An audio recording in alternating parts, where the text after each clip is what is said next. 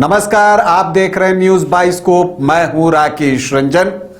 बिहार विधानसभा के लिए बीजेपी की पहली लिस्ट आई। 71 प्रत्याशियों की ये सूची है और इस सूची की एक खास बात यह है कि जेडीयू की जीती हुई सीट बीजेपी को मिली है। कौन सी है ये सीट, अगर आप ये जानना चाहें तो आपको बता दूं कि ये मुंगेर जिला की सीट है और जमुई लोकसभा क्षेत्र के अंतर्गत एक विधानसभा की सीट है और ये सीट है तारापुर की सीट है। यहां पर जब उपचुनाव हुआ था 2021 में तो जेडीयू के राजीव कुमार सिंह ने जो है अरुण कुमार शाह आरजेडी प्रत्याशी को 3852 वोटों से पराजित किया था। लेकिन इस बार यह सीट बीजेपी को मिली है और इसलिए मिली है कि बिहार के उप मुख्यमंत्री सम्राट चौधरी तारापुर से चुनाव लड़ेंगे।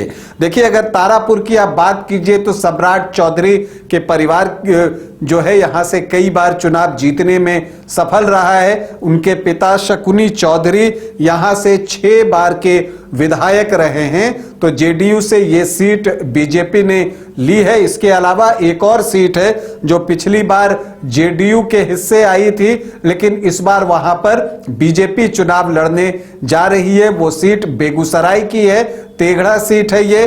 तेघड़ा में पिछली बार जो है वीरेंद्र कुमार जेडीयू के प्रत्याशी थे, लेकिन वो सीपीआई के कैंडिडेट राम रतन सिंह से चुनाव हार गए थे और बुरी तरह से वो पराजित हुए थे। 47,979 वोटों से वो हारे थे। तो इस बार ये सीट जेडीयू से बीजेपी को गई है और बीजेपी से एक्स एमएलसी रजनीश कुमार यहां से चुनाव लड़ेंगे।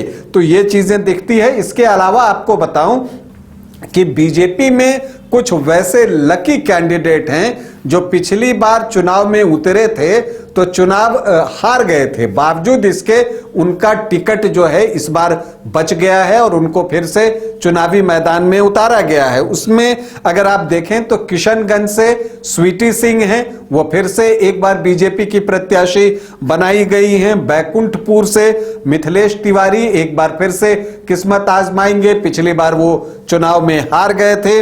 भागलपुर से रोहित पांडे जो है एक बार फिर से प्रत्याशी बनाए गए हैं, हालांकि पिछली बार अजीत शर्मा के खिलाफ वो चुनाव हार गए थे।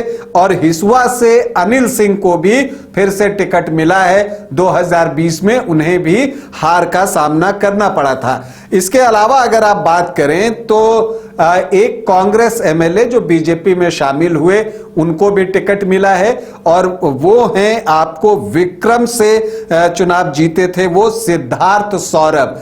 कांग्रेस के टिकट पर 2020 में चुनाव जीते थे, लेकिन फिर वो बीजेपी में शामिल हो गए और बीजेपी ने उनको टिकट देने की घोषणा कर दी है।